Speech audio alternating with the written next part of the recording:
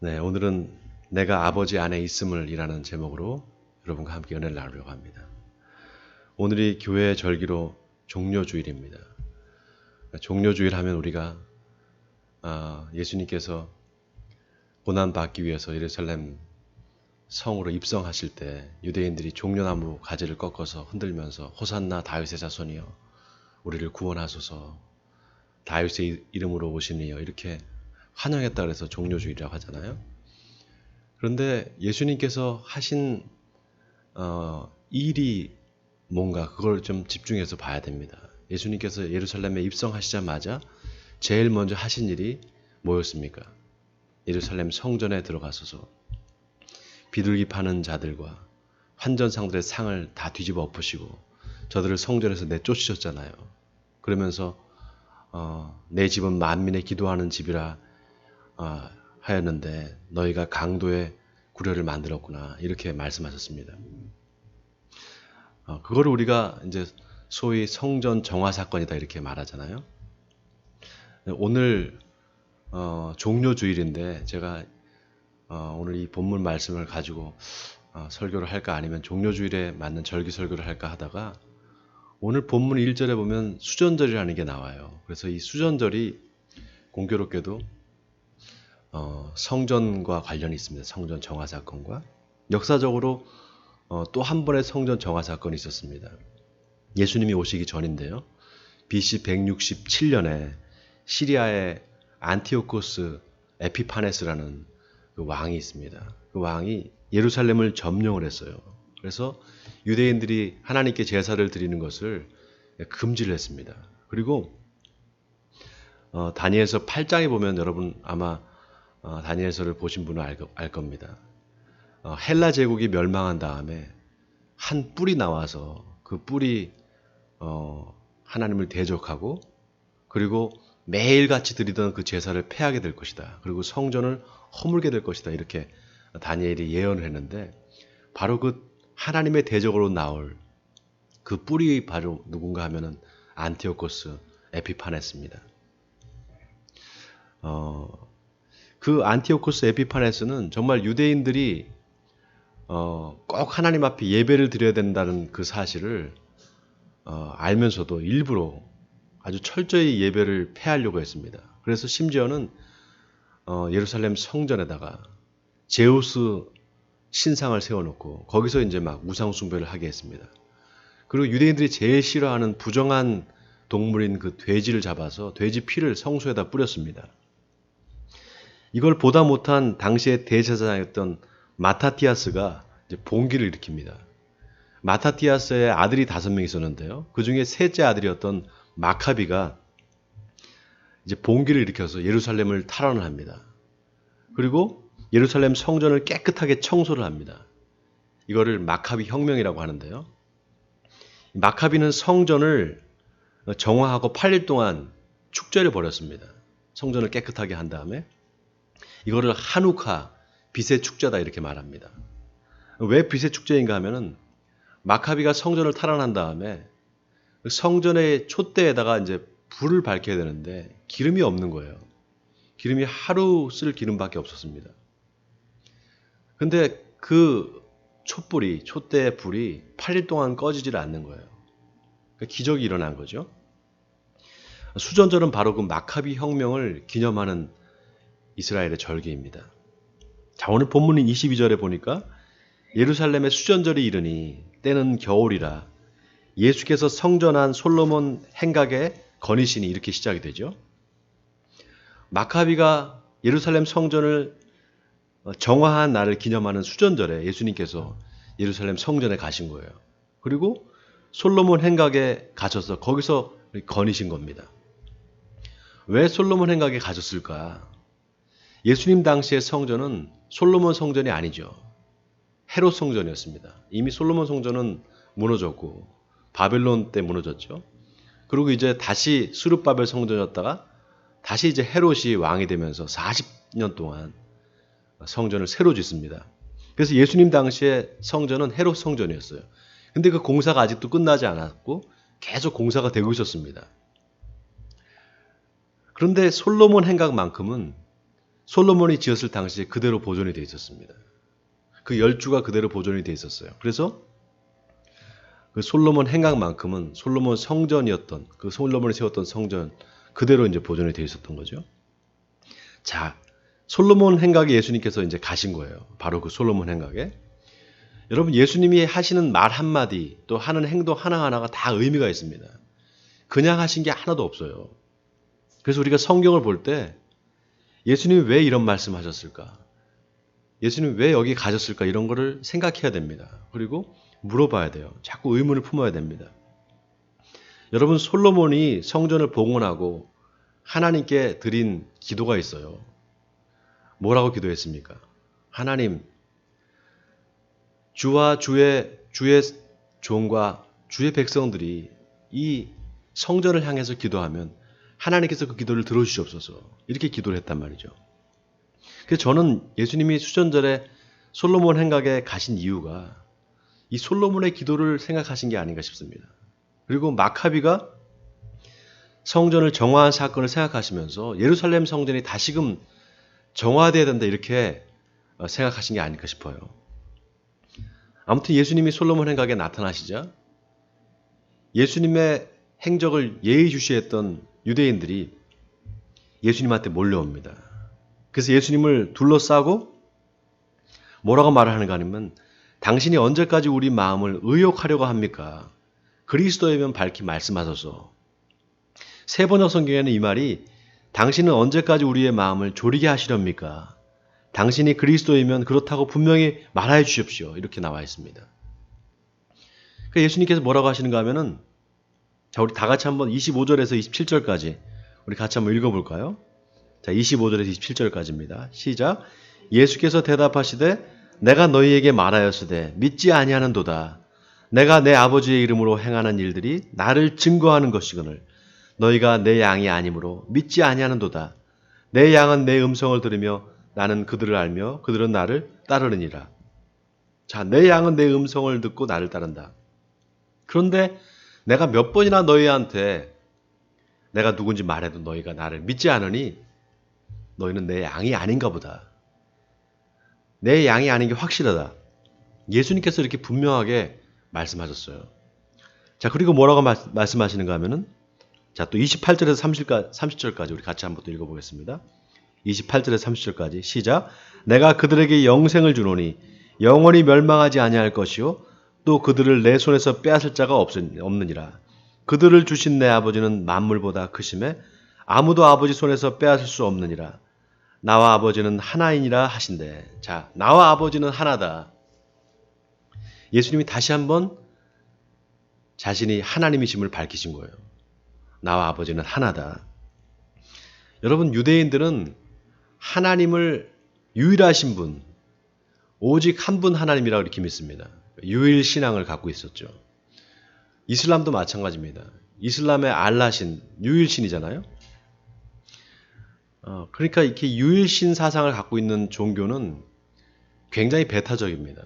그러니까 예수님께서 나와 아버지는 하나다. 이 말은 유대인들한테는 도저히 받아들일 수 없는 말입니다. 이건 신성모독이죠. 그러니까 화가 나서 예수님을 돌로 치려고 합니다.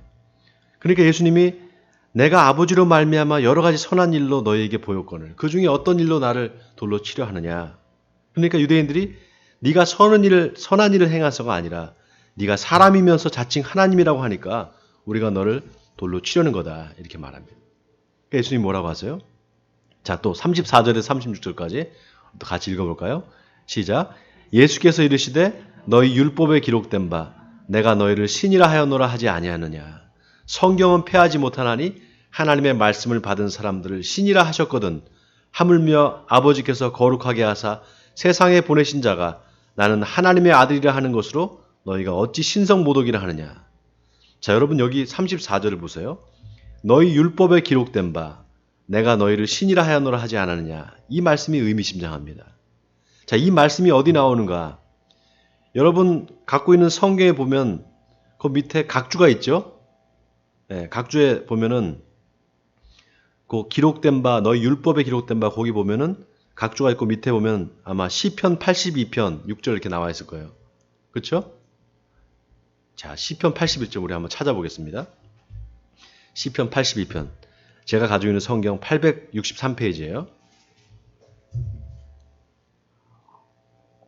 이런 게 나올 때 여러분들 그냥 절대로 넘어가지 마시고 다 찾아보셔야 돼요. 네, 시편 82편은 아삽의 시입니다. 아삽은 어떤 사람인가 하면 레위 지파 성가대의 대장이었어요.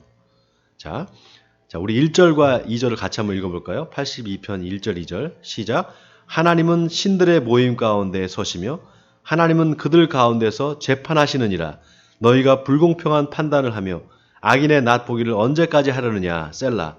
자, 여기 하나님은 신들의 모임 가운데 서신다. 여기 신들이 누구냐? 그럼 하나님 말고 다른 신들이 또 있는 거냐? 그게 아니라 하나님이 세운 재판관들을 말하는 거예요. 하나님이 세운 재판관들. 다시 말해서 하나님이 이스라엘 백성들을 재판할 권한을 위임한 재판관들을 말하는 겁니다. 그 재판관들을 하나님이 신이라고 말씀하셨다는 거예요. 자, 그 다음 6절을 보세요. 내가 말하기를 너희는 신들이며 다 지존자의 아들들이라 하였으나 이렇게 나오죠. 자, 다시 오늘 본문으로 돌아와서 요한복음 10장 34절 10장 34절을 보세요. 예수께서 이르시되 너희 율법에 기록된 바 내가 너희를 신이라 하였노라 하지 않았느냐. 자, 그러면 이게 예수님께서 시편 82편의 말씀을 인용하신 건가? 근데 사실 시편은 율법이 아니거든요. 시편은 그냥 시가 써서 율법은 아닙니다. 율법은 모세 오경을 율법이라고 그래요. 근데 왜 예수님께서 여기 율법에 기록된 바 이렇게 말씀하셨을까? 제가 이것 때문에 성경을 한참 뒤졌어요. 그랬더니 출애굽기 21장에 종에 관한 법이 나옵니다. 우리 한번 또 성경을 찾겠습니다. 성경 113페이지예요. 출애굽기 21장입니다. 자, 출애굽기 21장 5절과 6절 우리 같이 한번 또 읽어볼까요? 제가 갖고 있는 성경 113페이지 찾으셨어요? 네, 찾아서 읽어보겠습니다. 5절 6절 시작. 만일 종이 분명히 말하기를 내가 상전과 내 처자를 사랑하니 나가서 자유인이 되지 않겠노라 하면 상전이 그를 데리고 재판장에게로 갈 것이요 또 그를 문이나 문설주 앞으로 데리고 가서 그것에다 송곳으로 그의 귀를 뚫을 것이라. 그는 종신토록 그 상전을 섬기리라. 자, 여기 6절에 상전이 그를 데리고 재판장에게 갈 것이다. 여기 재판장 앞에 또 각주가 있어요. 거기 밑에 뭐라고 나와 있습니까? 하나님이라고 나와 있어요. 자, 또 한 군데 22장 8절을 보세요. 바로 뒤에 22장 8절에 보세요. 도둑이 잡히지 아니하면 그 집 주인이 재판장 앞에 가서 또 재판장이 또 나오죠. 그 다음 9절에도 보세요. 어떤 잃은 물건, 즉 소나 낙이나 양이나 의복이나 또는 잃은 물건에 대하여 어떤 사람이 이르기를 이것이 그것이라 하면 양편이 재판장 앞에 나갈 것이요 재판장이 죄 있다고 하는 자가 그 상대편에게 갑절을 배상할지니라. 여기 재판장이란 말이 계속 나옵니다. 자, 그리고 각주가 있어요. 거기 뭐라고 나와요? 하나님이라고 나와요. 하나님. 이 부분을 히브리어 원문을 찾아보면은 엘로힘 이렇게 나와 있습니다. 엘로힘. 여러분 엘로힘 많이 들어보셨죠? 엘로힘이라는 말 아마 들어보셨을 거예요. 바로 하나님이라는 뜻입니다. 그런데 이 엘로힘이 고유명사로 쓰이면 하나님이라는 뜻인데 고유명사가 아닌 일반 명사로 쓰일 때는 재판관들, 천사들 이런 뜻을 갖고 있어요. 자, 오늘 본문에 예수님이 너희 율법에 기록된 바 내가 너희를 신이라 하였노라 하지 않았느냐라는 게 이 재판관들을 말씀하신 거예요. 저 하나님의 교회 여러분 아시죠? 하나님의 교회 이단들. 그 이단들이 이 엘로힘이라는 말을 가지고 사람들을 미혹합니다. 엘로힘. 엘로힘이 하나님이라는 뜻인데 이 하나님의 이름인데 복수형이다. 그러니까 신들 이런 뜻이에요. 그러면서 뭐라 그러냐면 하나님이 아버지만 있는 게 아니다. 이 신들이라고 했으니까 어머니 하나님도 있다. 이렇게 꼬셔요. 사람들을. 이렇게 미혹합니다. 여러분 그게 아니에요. 엘로힘이 고유명사로 쓰일 때가 있고 일반 명사로 쓰일 때가 있습니다. 여기는 일반 명사로 재판관을 뜻하는 거예요. 하나님의 교회 다니는 사람들이 성경 한 군데만 찾아봤어도 이걸 알 수 있는 거예요. 한 군데만 찾아봤어도. 그러니까 모르니까 성경을 안 보니까 그냥 속는 겁니다. 안타깝죠. 자, 그 재판관들을 하나님이 신들이라고 하셨다. 그런데 하물며 하나님이 거룩하게 하셔서 세상에 보낸 자가 나는 하나님의 아들이라 하는 것으로 너희가 나를 신성 못하기로 하느냐. 지금 예수님이 그 말씀하신 거죠. 여러분 잘 보세요. 예수님이 지금 율법에 대해서 말씀하신 거예요. 율법. 너희가 나를 율법을 어겼다 그러는데 내가 율법을 어긴 일이 없다라는 거예요. 출애굽기 21장과 22장을 봐라. 하나님이 재판관들한테도 신들이라 그랬는데 그렇게 불러주는데 하나님이 거룩하게 하신 나를, 세상에 보낸 나를 신성모독이라고? 내가 하나님을 신성모독했다고? 그렇게 고발할 수 있느냐? 그럴 수 없다라는 거죠. 자, 그 다음에 아주 의미심장한 말씀하셨어요. 자, 37절과 38절 우리 또 같이 한번 읽어보겠습니다. 시작. 만일 내가 내 아버지의 일을 행하지 아니하거든 나를 믿지 말려니와 내가 행하거든 나를 믿지 아니할지라도 그 일은 믿으라. 그러면 너희가 아버지께서 내 안에 계시고 내가 아버지 안에 있음을 깨달아 알리라 하시니. 자, 37절에 만일 내가 내 아버지의 일을 행하지 아니하거든 나를 믿지 말라. 이 말은 뭡니까? 내가 행하는 일이 하나님의 일이 아니라면 나를 믿지 않아도 좋다 이 말입니다. 여러분, 예수님이 하신 일이 뭡니까? 예수님이 하신 일. 바로 앞에 예수님이 무슨 일을 하셨어요? 태어나면서부터 소경인 사람의 눈을 뜨게 해주셨잖아요. 그게 하나님이 하신 일이 아니라면, 그게 하나님이 하신 일이 아니라면 나를 믿지 않아도 좋다 이 말이에요. 하나님이 하신 일이라는 거죠. 그러나 만약에 그게 하나님의 일이라고 생각한다면 나를 믿어야 된다 이 말입니다. 자, 그런데도 믿지 못하겠다. 그러면 그 일만은 믿으라 이거예요. 그 일은. 그러면 아버지께서 내 안에 계시고 내가 아버지 안에 있음을 깨달아 알리라 그랬어요. 자, 여기 아버지께서 내 안에 계시고 내가 아버지 안에 있음을 깨달아 알리라. 자, 여기 깨달아 알리라 여기에 밑줄 치세요. 깨달아 알리라. 이 깨달아 안다 이 말이 굉장히 중요한 말이에요. 뭘 깨달은다는 겁니까? 아버지께서 내 안에 계시고 내가 아버지 안에 있음을 깨닫게 된다는 거예요. 뭘 깨달아야 되느냐? 아버지가 내 안에 있고 내가 아버지 안에 있다는 거. 요거를 깨달아야 된다는 거예요. 어떻게 그걸 깨달을 수 있느냐? 예수님이 하신 일을 믿으면, 바로 그 일을 믿으면 깨달아 알게 된다는 겁니다. 어제 어떤 성도님 한 분이 질문하셨어요. 목사님, 오늘 본문의 28절에 보면은 예수님이 내가 그들에게 영생을 주노니 영원히 멸망하지 아니할 것이요 또 그들을 내 손에서 빼앗을 자가 없느니라. 29절에 보면 그들을 주신 내 아버지는 만물보다 크심에 아무도 아버지 손에서 빼앗을 수 없느니라고 말씀하셨는데 환난과 어려움으로 하나님을 등지고 예수님의 품을 떠나게 되는 경우는 어떻게 되는 건가요? 이렇게 질문하셨어요. 자, 이 성도님의 질문이 예수님께서 오늘 깨달아 안다 이 말씀과 연결이 돼요. 여러분, 요한일서 2장에 보면은 사도 요한이 하나님을 떠나는 사람들에 대해서 그 사람들이 어떤 사람들인가를 언급을 했습니다. 요한일서 2장 23절에 보면은 아들을 부인하는 자에게는 또한 아버지가 없으되 아들을 시인하는 자에게는 아버지도 있느니라 그랬어요. 이 말은 아버지와 아들의 관계에 대해서 이야기하는 거예요. 아버지와 아들의 관계에 대해서. 오늘 본문에도 보면 유대인들이 언제까지 우리 마음을 미혹하려고 합니까? 당신이 그리스도면 밝히 말하십시오. 이렇게 말하잖아요. 이걸 보면은 믿고 싶은 마음이 있는 거예요. 유대인들이 믿고 싶은 마음이 있는 겁니다. 근데 왜 믿지 못했을까? 이유는 예수님과 하나님의 관계를 이해하지 못했기 때문입니다. 이 관계가 중요한데. 예수님과 하나님의 관계가 어떤 관계냐? 이걸 이해하지 못하면 예수님을 믿을 수가 없어요. 자, 관계가 중요합니다. 관계. 여러분, 부모와 자식 관계가 있잖아요. 부모와 자식. 그 관계죠. 남편과 아내의 관계가 있죠. 또 스승과 제자의 관계가 있습니다. 직장에서 직장 상사와 부하 직원의 관계가 있잖아요. 여러분, 사람은 관계를 통해서 나를 인식해요. 관계를 통해서. 관계가 없으면 나를 인식할 수 없습니다. 여러분, 세상에 아무도 없고 나 혼자 있다고 생각해 보세요. 그럼 내가 나를 인식할 수가 없어요. 세상에 아무도 없고 나 혼자 딱 있다고 생각해 보세요. 내가 나를 인식할 수 없습니다. 이 말은 너가 없으면 나도 없다라는 거예요. 하나님과 예수님의 관계도 마찬가지입니다. 아버지가 언제부터 아버지입니까?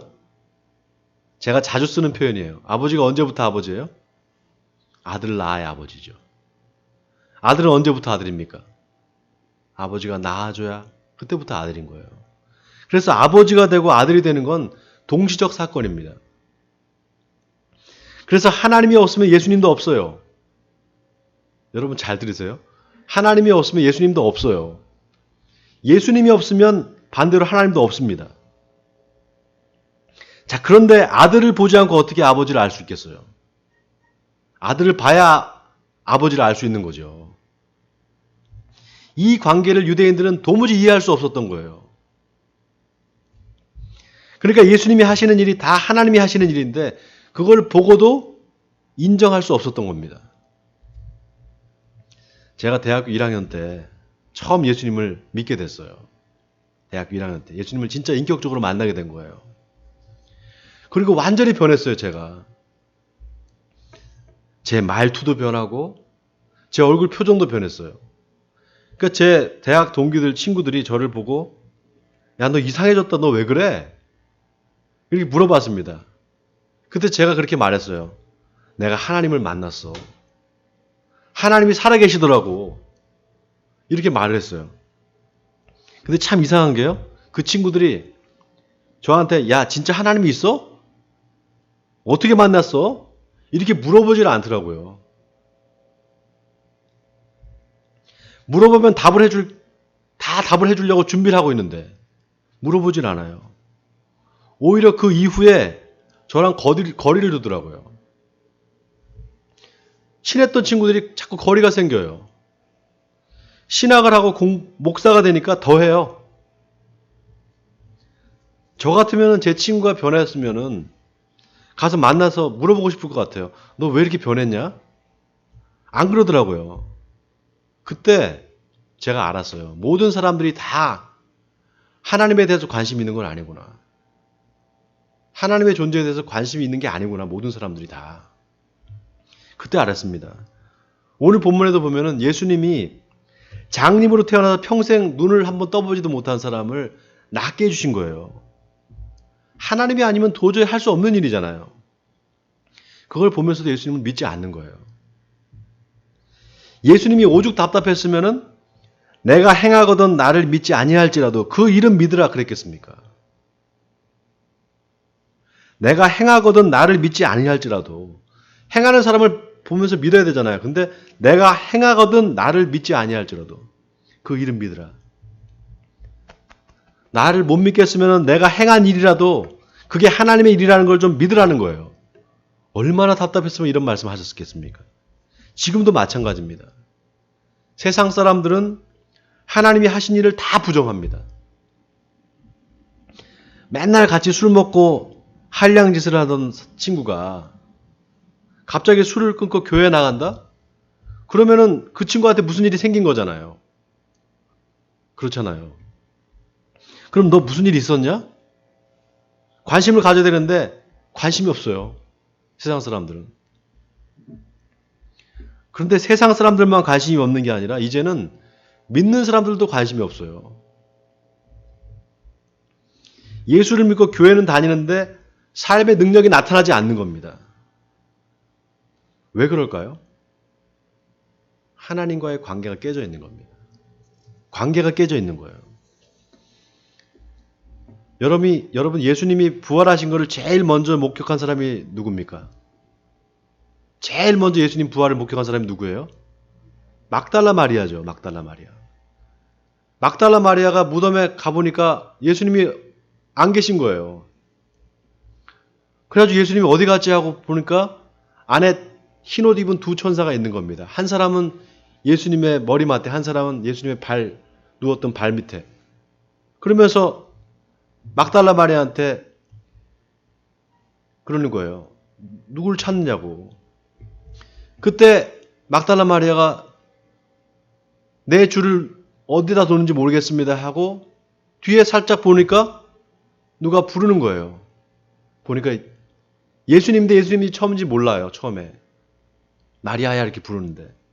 동산직인 줄 알았다고 나와 있어요. 그래서 주여, 당신이 어디다가 이 시신을 옮겨놨으면 나한테 알려주시옵소서. 내가 가지러 가겠습니다. 이렇게 말해요. 예수님이 마리아야 이렇게 부릅니다. 그때 이제 알게 돼요. 그래서 마리아가 기뻐가지고 라보니 하면서 예수님한테 가까이 갈 때 예수님이 뭐라고 하시는가 하면 나를 붙들지 말라. 내가 아직 아버지께로 올라가지 아니하였노라. 너는 내 형제들에게 가서 이르되 내가 내 아버지 곧 너희 아버지 내 하나님 곧 너희 하나님께로 올라간다라고 하라. 이렇게 말해요. 내 아버지가 곧 너희 아버지고 내 하나님이 곧 너희 하나님이라는 거예요. 여러분 아멘입니까? 내 아버지가 너희 아버지고 내 하나님이 너희 하나님이라는 거예요. 여러분 이 말씀이 뭡니까? 예수님이 부활하셔서 이제 우리가 하나님을 아버지라고 부를 수 있게 됐다는 거예요. 완전히 신분이 변화된 거예요. 하나님의 구원 사역이 예수님의 부활을 통해서 완성됐다는 겁니다. 여러분 아멘입니까 이거? 자, 오늘 본문을 통해서 하나님 우리에게 주시는 메시지가 바로 여기 있어요. 여러분 하나님은 우리 눈에 안 보이잖아요. 예수님도 우리 눈에 안 보여요. 근데 우리가 어떻게 하나님을 알 수 있습니까? 어떻게 예수님께 살아계신 줄을 알 수 있습니까? 하나님이 나를 통해서 하시는 일을 볼 때, 하나님께서 나를 통해서 하시는 일을 내가 목격할 때, 그때 내가 확신할 수 있어요. 아, 하나님께서 살아계시는구나. 나와 함께 하시는구나. 이거를 고백하게 되는 겁니다. 뭘 남을 봐서가 아니라, 남이 뭘 했다가 아니라, 내가 하나님의 일을 할 때, 그때 하나님이 나와 함께 계심을 고백하게 됩니다. 바로 내가 하나님의 말씀에 사로잡혀서 복음을 전할 때 내 안에 예수님이 살아계심을 고백하게 되는 것입니다. 사랑하는 성도 여러분, 원하기는 하나님이 저와 여러분의 삶에 역사하기를 바랍니다. 하나님이 저와 여러분을 통해서 일하시기를 바랍니다. 그래서 예수님이 내 안에, 내가 예수님 안에 계심으로 말미암아 세상 사람들이 저와 여러분을 통해서 살아계신 하나님을 만나게 되기를 주님의 이름으로 간절히 축원드립니다.